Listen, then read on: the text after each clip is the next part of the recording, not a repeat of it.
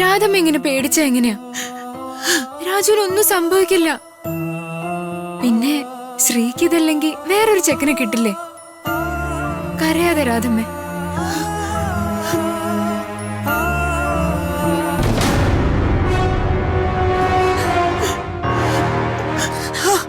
മോളെ, മോളറിഞ്ഞോ? രാജുവിനെ പോലീസുകാര് പിടിച്ചോണ്ട് പോയി. ഞാൻ അറിഞ്ഞു രാധമ്മേ. മോള് വന്നല്ലോ, എനിക്കിപ്പോ സമാധാനായി. ഇനി ഞാനെന്തിനാ പേടിക്കുന്നത്? വർമ്മ സാറിന്റെ പിയാണ് രാജു എന്ന് പോലീസുകാർക്ക് മനസ്സിലായി കാണില്ല.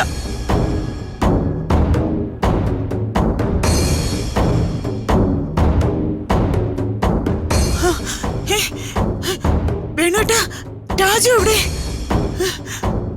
അവനെ വിടാൻ പറ്റില്ല എന്ന് എസ്.ഐ പറയണേ. നിങ്ങൾ ഒറ്റയ്ക്കാണോ പോയത്? ആ മെമ്പറെ വിളിച്ചോണ്ട് പോവാന്നല്ലേ പറഞ്ഞത്?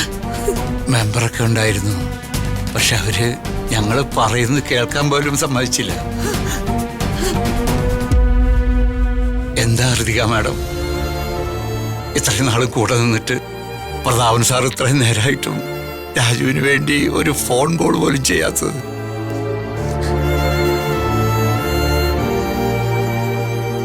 ഞാനിങ്ങനെയൊന്നുമല്ല കേട്ടോ വർമ്മ സാറിനെ പറ്റി വിചാരിച്ചത്. എന്റെ മകൻ ശംഖ് പറിച്ചു കൂടെ നിന്നിട്ടും ഒരാപത്ത് വന്നപ്പോ വർമ്മ സാർ അവനെ മറന്നു. വലിയ വലിയ ആൾക്കാരൊക്കെ അങ്ങനെയാണല്ലോ. സാരമില്ല, ഞങ്ങളോട് ദൈവമുണ്ട്. എന്റെ മകന് ഞാൻ എങ്ങനെയെങ്കിലും പുറത്തു കൊണ്ടുവരും. അങ്കിൾ, അച്ഛനെ തെറ്റിദ്ധരിക്കില്ലേ? എല്ലാം എന്റെ തെറ്റാ. അച്ഛന് രാജുവിന് വേണ്ടി പോലീസ് സ്റ്റേഷനിൽ വിളിക്കാനാവില്ല. സത്യത്തിൽ രാജു ഒരു തെറ്റും ചെയ്തിട്ടില്ല. എന്താ മോളെ പറയുന്നത്? സത്യരാധമ്മ, ആക്സിഡന്റ് ഉണ്ടാക്കിയത് രാജു അല്ല. പിന്നെ ഞാനാ.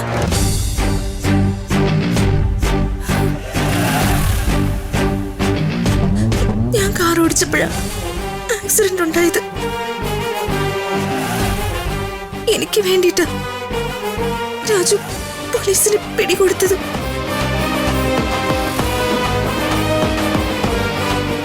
മഹാഭാവി, ഇത്രയൊക്കെ ചെയ്തു കൂട്ടിയിട്ടേ ഈ വീട്ടിലേക്ക് കയറി വരാൻ നിനക്ക് എങ്ങനെ ധൈര്യം വന്നു?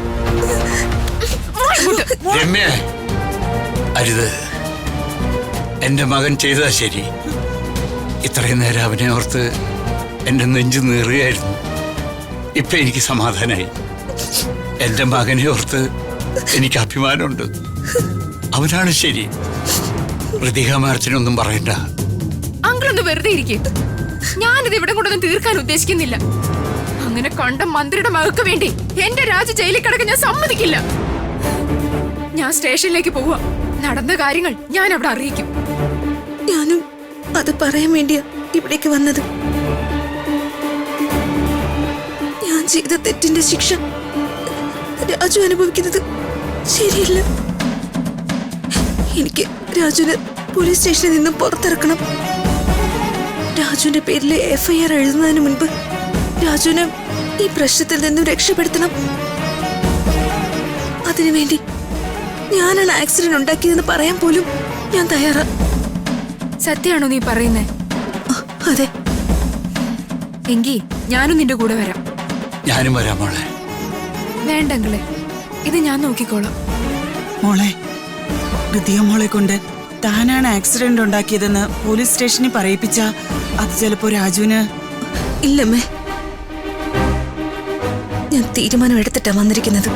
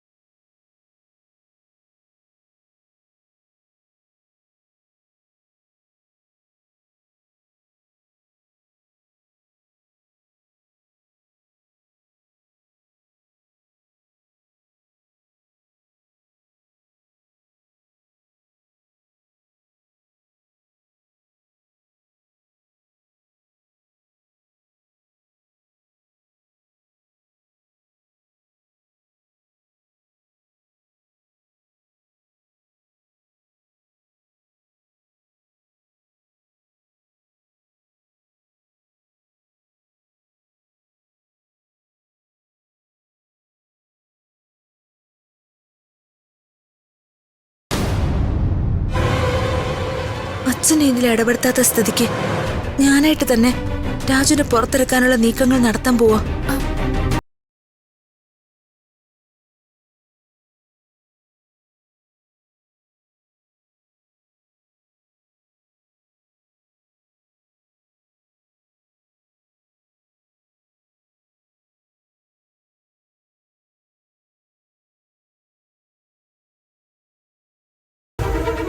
എന്നിട്ട് അയാളെ കൊണ്ട് എങ്ങനെയെങ്കിലും പരാതി പിൻവലിപ്പിക്കും. കേസില്ലാന്ന് പോലീസുകാരോട് പറയിപ്പിക്കും.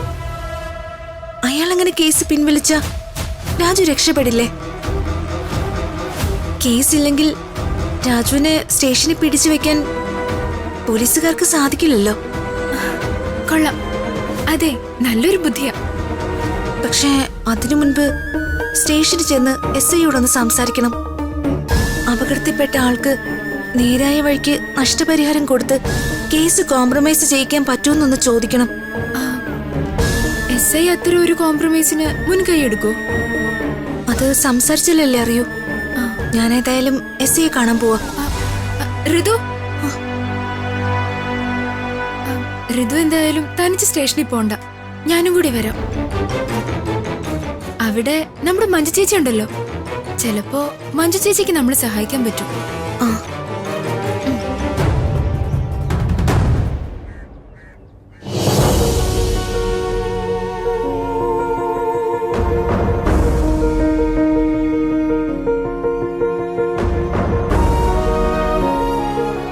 രാജു,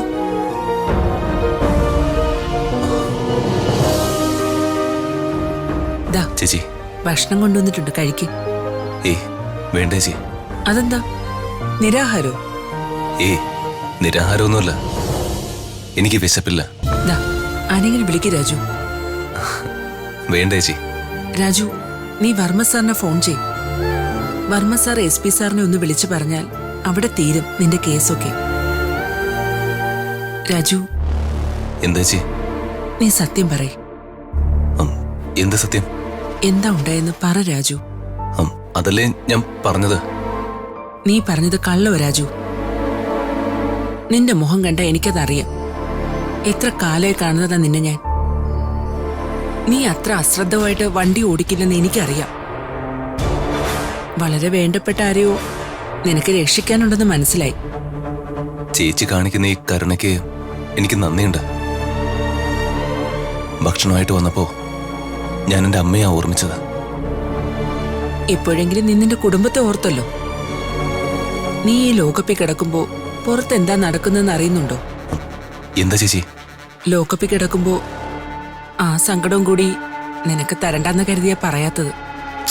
ചേച്ചി കാര്യം പറ. അത് ശ്രീയുടെ നിശ്ചയം മുടങ്ങി രാജു. ചേച്ചി, നിന്റെ കേസിന്റെ കാര്യം അറിഞ്ഞ ചെക്കരും കൂട്ടരും കല്യാണത്തിന് പിന്മാറിയത്. അവിടുന്ന് വന്നവര് ചടങ്ങ് നടത്താതെ ഇറങ്ങിപ്പോയി. അവര് പോട്ടെ രാജു. നിസ്സാര ഒരു ആക്സിഡന്റ് കേസിന്റെ കാര്യം പറഞ്ഞ് കല്യാണം മുടക്കിയവരുമായിട്ട് ശ്രീക്കൊരു ബന്ധം വയ്ക്കാതിരിക്കുന്നതാ നല്ലത്. ചേച്ചി പറഞ്ഞ ശരിയാ. അതെന്തായാലും നന്നായി. ഋതിക മേഡം എന്തിനാ എന്നെ വിളിക്കുന്നേ? ഋതിക മേഡം? മാഡം എന്തിനാ വിളിക്കുന്ന? എന്തിനാ രാജു ഇത്രയും വെപ്രാളം? ഞാൻ ഈ കോളൊന്ന് അറ്റൻഡ് ചെയ്തോട്ടെ. ദാ ഇത് പിടിക്ക്. ഹലോ, ആ പറഞ്ഞോ.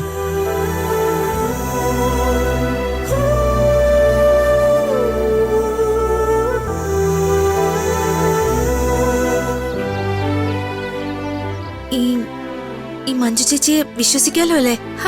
പിന്നെ കോളനിയിലെ എല്ലാവർക്കും ഒരു സഹായം മഞ്ജു ചേച്ചി. ഒരു പോലീസ് കേസൊക്കെ ആവുമ്പോ നമ്മുടെ കൂടെ ഒരാളുള്ളത് ഒരു ബലല്ലേ? ആ, എന്നെ ഒരു തവണ ഹെൽപ്പ് ചെയ്തിട്ടുണ്ട്. അതെയോ? ആ മാഡം ഇവിടെ നിന്നാണോ വിളിച്ചേ? നീയും ഉണ്ടായിരുന്നോ? അതെ ചേച്ചി. എന്താടി കാര്യം? രാജുവിന്റെ കാര്യം ചേച്ചി. ചേച്ചി ഒന്ന് സഹായിക്കണം. വർമ്മ സാറിന്റെ മുമ്പിൽ നിന്ന് രാജുവിനെ അറസ്റ്റ് ചെയ്തോണ്ട് പോയിന്ന് കേട്ടു. ഇനി ഞാനെന്ത് സഹായിക്കാനാ? ചേച്ചി സഹായിക്കണം. ചേച്ചിയോട് എനിക്കൊരു കാര്യം തുറന്ന് പറയാനുണ്ട്. പറഞ്ഞു. ആ ആക്സിഡന്റ് അത് രാജുവിന്റെ കയ്യിൽ നിന്ന് പറ്റിയതല്ല. ഞാൻ ഊഹിച്ചു. രാജു അല്ലെങ്കിൽ പിന്നെ ആരുടെ കയ്യിൽ നിന്ന് അത് സംഭവിച്ചേ? എന്റെ കയ്യിൽ നിന്നാ ചേച്ചി. ഓക്കെ, ഇപ്പൊ മനസ്സിലായി. കേസിൽ നിന്ന് രക്ഷിക്കാൻ രാജു എന്താ വർമ്മ സാറിനെ പോലും വിളിക്കാത്തതെന്ന്. രാജുവിനെ കേസിൽ നിന്ന് രക്ഷിക്കാൻ മഞ്ജു ചേച്ചി സഹായിക്കണം. രാജുവിനെ രക്ഷിക്കാൻ വേണ്ടി ഋതിക മേഡം കേസ് ഏറ്റെടുക്കൂ. മാഡത്തിന്റെ കയ്യിൽ നിന്നാണ് ആക്സിഡന്റ് ഉണ്ടായതെന്ന് മാഡം തുറന്നു പറയൂ. ഋതിക മേഡം എന്തിനാ കേസ് ഏറ്റെടുക്കുന്നേ? അങ്ങനെ ഒരു കേസ് തന്നെ ഇല്ലെങ്കിൽ ആരും ഏറ്റെടുക്കേണ്ട ആവശ്യമില്ലല്ലോ. മനസ്സിലായില്ല. അപകടത്തിൽ പെട്ട ആൾക്ക് കേസൊന്നും ഇല്ലാതായ പോരെ? അതൊക്കെ അത്ര എളുപ്പമുള്ള കാര്യമാണോ? MACT കേസാ. ഇരകൾക്ക് ലക്ഷങ്ങൾ നഷ്ടപരിഹാരം കിട്ടും. കമ്മീഷൻ പറ്റാൻ ഇടനിലക്കാരും കാണും. അതുകൊണ്ട് അവരൊന്നും കേസ് ഒഴിയുന്നു തോന്നുന്നില്ല. അവർക്ക് അവിടെ നിന്നൊക്കെ കിട്ടുന്നതിനേക്കാളും പണം നമ്മൾ കൊടുത്താ പോരെ? അത്രയും പണം മുടക്കുമോ മാഡം? രാജുവിനെ കേസിൽ നിന്ന് രക്ഷിക്കാൻ പണമോ സ്വർണമോ എത്ര വേണമെങ്കിലും കൊടുക്കാൻ ചേച്ചി. അങ്ങനെയാണെങ്കിൽ ഒരു വഴിയുണ്ട്. ആക്സിഡന്റിൽ പെട്ട ആള് ഇപ്പൊ എവിടെയെന്ന് അറിയോ മാഡത്തിന്? അതൊന്നും അറിയില്ല ചേച്ചി. വണ്ടി തട്ടി ആള് റോഡിൽ വീഴുന്നതും ഒരു ആംബുലൻസ് വന്ന് ആളെ എടുത്തോണ്ട് പോകുന്നതും മാത്രമേ എനിക്ക് ഓർമ്മയുള്ളൂ. ഏത് ആംബുലൻസ്? അതൊരു ഹോസ്പിറ്റലിന്റെ ആംബുലൻസ് ആയിരുന്നു. ഏത് ഹോസ്പിറ്റലിന്റെ? ഹോസ്പിറ്റൽ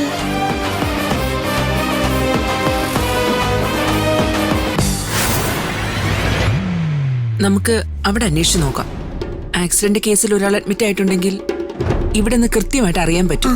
വാ.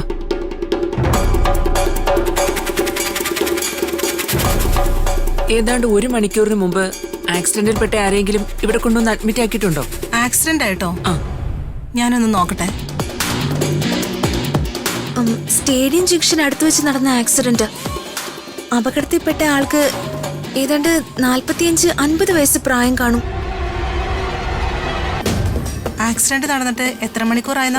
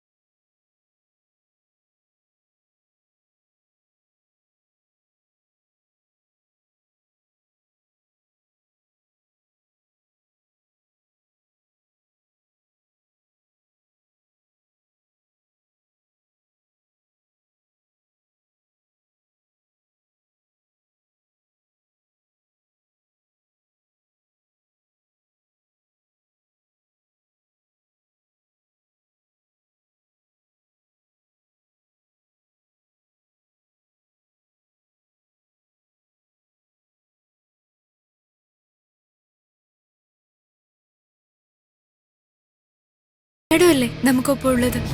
പക്ഷേ മഞ്ജു ചേച്ചി കൂടെ ഇടപെട്ട അന്വേഷണം നടത്തുന്നെന്ന് പുറത്തറിയണ്ട. SI കുറ്റക്കാരനാണെങ്കിൽ മഞ്ജു ചേച്ചിയെ പെടുത്താൻ വേണ്ടി അയാൾ ശ്രമിക്കും. എന്തു പറഞ്ഞാലും അയാളുടെ താഴെ ജോലി ചെയ്യുന്ന ആളല്ലേ മഞ്ജു ചേച്ചി. അയാൾക്ക് മുകളിൽ ഒരു അന്വേഷണം നടത്തുന്നത് അയാൾക്ക് ഇഷ്ടപ്പെടാൻ ഒരു സാധ്യതയില്ല. നിങ്ങൾ പറയുന്നത് എനിക്ക് വിശ്വസിക്കാൻ പറ്റുന്നില്ല രമ്യ. ആദ്യം ഞങ്ങൾക്കും വിശ്വസിക്കാൻ ബുദ്ധിമുട്ടായിരുന്നു രാജു. രാജുവിനെ സ്റ്റേഷനിൽ നിന്ന് ഇറക്കാന് ഞങ്ങള് ആക്സിഡന്റിൽ പെട്ടയാളെ തേടി ഇറങ്ങിയത്. അങ്ങനെ ഒരാള് പോലും ഇല്ലെന്ന്.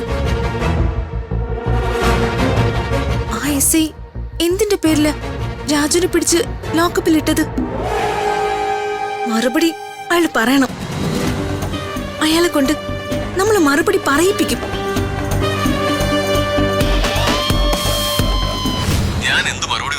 സാറേ. ആ പെണ്ണുങ്ങൾ രണ്ടും കൽപ്പിച്ച വർമ്മ സാറിന്റെ മോളും കൂടി കൂട്ടത്തിലുണ്ടെന്ന് പറയുമ്പോ കാര്യത്തിന്റെ സീരിയസ്നെസ് സാറിന് മനസ്സിലായോ? എന്റെ തൊപ്പി തെറിക്കും സാറേ. എനിക്ക് കുടുംബവും കുട്ടികളൊക്കെ ഉള്ളതാ. താനിങ്ങനെ കിടന്ന് കരയാതോടോ. ഒന്നുമല്ലെങ്കിൽ താനൊരു SI അല്ലേ? എടോ, ഇതൊക്കെ പുറത്തെറിഞ്ഞു കഴിഞ്ഞാൽ തന്നെക്കാളും പ്രശ്നം എനിക്കാ. ഇല്ലാത്ത ആക്സിഡന്റ് ഉണ്ടാക്കി അമ്മാവന്റെ മോളെ പ്രതിയാക്കാൻ ശ്രമിച്ചു എന്നെങ്ങാനും അറിഞ്ഞാ അമ്മാവനെന്നെ വീട്ടിൽ നിന്ന് തന്നെ ചവിട്ടി പുറത്താക്കും. പിന്നെ ഋതിക ഞാനങ്ങ് മറന്നാ മതി. താനടക്കമുള്ള മൊത്തം പോലീസ് ഫോഴ്സിന്റെ ചെല്ലും ചെലവും നടത്താനുള്ള പാങ്ങുണ്ട് മിനിസ്റ്റർ പ്രതാപവർമ്മയുടെ മരുമോൻ സ്ഥാനത്തിന്. എന്നാ സാറ് തന്നെ ഒരു പോംവഴി പറ. ഒരു വഴിയുണ്ട്. എന്താ എന്താ സാറേ? ഞാൻ പറയുന്നതേ താൻ ശ്രദ്ധിച്ചു കേൾക്കണം. തന്നെ പേടിപ്പിക്കാൻ ഒരു ഓലപ്പടക്കമായിട്ടാ അവര് സ്റ്റേഷനിൽ വന്നിരിക്കുന്നത്. താൻ അവരുടെ മുമ്പിൽ ഒരു ബോംബ് പൊട്ടിച്ചാൽ അവരുടെ ശ്രദ്ധ മാറിക്കോളും. പിന്നെ ആക്സിഡന്റ് പെട്ടവനെ അന്വേഷിച്ചു പോവില്ല ആരും. എന്നാ സാർ പെട്ടെന്ന് ബോംബിങ് താ.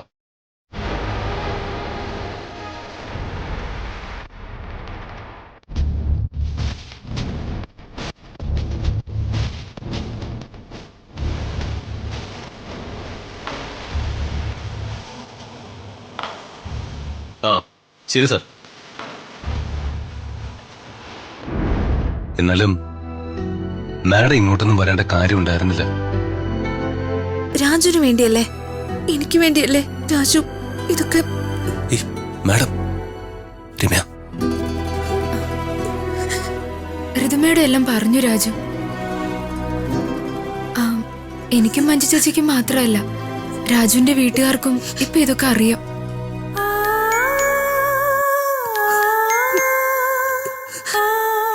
മാഡം കണ്ണ് തുടയ്ക്കും. മാഡം, ആ SI സാർ വന്ന പ്രശ്നമാണ്. അയാൾക്ക് എന്തെങ്കിലും സംശയം തോന്നും.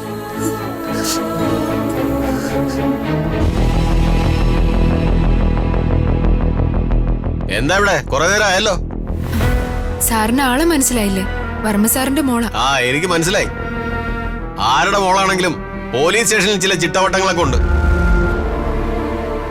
അതറിയാൻ തന്നെയാ സർ ഞങ്ങൾ വന്നത്. മനസ്സിലായില്ല? സർ, രാജുവിനെ എന്തിനു വേണ്ടിയാ ഈ ലോക്കപ്പിലിട്ടത്? അറസ്റ്റ് ചെയ്യുമ്പോ മേഡോ വർമ്മ സാർ വീട്ടിൽ ഉണ്ടായിരുന്നല്ലേ? ആക്സിഡന്റ് ഉണ്ടാക്കിയ ആൾ വീട്ടിലുണ്ടെന്ന് വർമ്മ സാർ പറഞ്ഞതിന്റെ അടിസ്ഥാനത്തിലല്ലേ ഞങ്ങളവിടെ വന്നത്? സമ്മതിച്ചു സർ, ആക്സിഡന്റ് ഉണ്ടാക്കിയ ആൾ ഈ ലോക്കപ്പിലുണ്ട്. പക്ഷേ ആക്സിഡന്റിൽപ്പെട്ടയാൾ എവിടെ? അങ്ങനെ ഒരാൾ അഡ്മിറ്റ് ചെയ്തു എന്ന് പറയുന്ന ആശുപത്രിയിൽ ഇല്ല. അങ്ങനെ ഒരു ആംബുലൻസും ഇല്ല. ആക്സിഡന്റിൽപ്പെട്ട ആൾ എവിടെ ഉണ്ടെന്ന് മേഡത്തിന് അറിയണമെന്ന് നിർബന്ധമാണോ? നിർബന്ധമാണ്. എന്നാ കേട്ടോ, അയാളിപ്പോ താലൂക്ക് ആശുപത്രിയിലുണ്ട്, മോർച്ചറിയില്.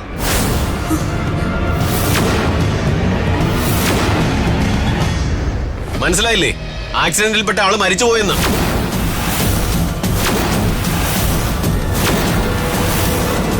ബോഡി പോസ്റ്റ്മോർട്ടം കാത്ത് കിടക്കുക. അതിന്റെ റിപ്പോർട്ടിങ് വന്നോട്ടെ. കേസിന്റെ റേഞ്ച് മാറും. കൊലക്കുറ്റ ചുമത്താൻ പോകുന്നത്.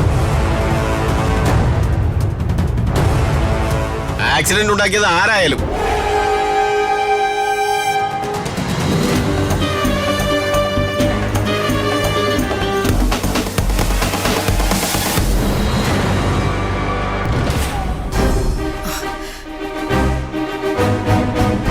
ദൈവമേ, ഋതുചേച്ചിയുടെ മുറിയിലേക്ക് ആരും വരില്ലേ?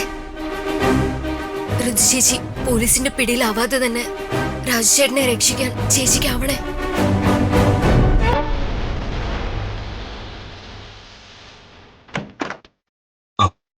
അമ്മേ, എന്താടാ? ഋതിക എവിടെ? അവളിവിടെ ഇല്ലേ? അവളിവിടെ എവിടെയെങ്കിലും കാണും. ഇല്ലമ്മേ, അവള് നമ്മുടെ കണ്ണിൽ പൊടിയിട്ടു. അവള് പോലീസ് സ്റ്റേഷനിലുണ്ട്. ആ രാജുവിനെ പുറത്തിറക്കാനുള്ള ശ്രമത്തിലാണ് അവള്. സത്യമാണോ നീ പറയുന്നേ? അതെ അമ്മേ, ഞാൻ ദേ SI ആയിട്ട് ഇപ്പൊ സംസാരിച്ചതേ ഉള്ളൂ.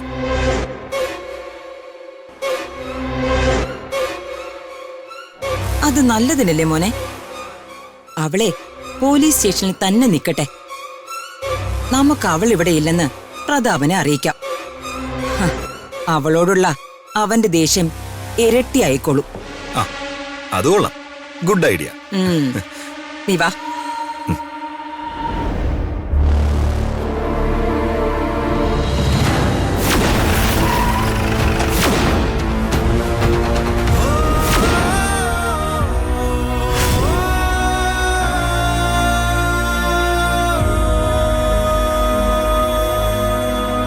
പ്രതാപ, എത്ര നേരമായി നീ ഈ നടപ്പ് തുടങ്ങിയിട്ട്? മനസ്സാകെ മരവിച്ചുപോയി. രാജുവിന് വേണ്ടി എനിക്കൊന്നും ചെയ്യാൻ കഴിയുന്നില്ലെന്ന് ഓർക്കുമ്പോ. ഈ അറസ്റ്റ് രാജു സ്വയം സ്വീകരിച്ചതല്ലേ? അപ്പൊ പിന്നെ എന്തു പറയാനാകും?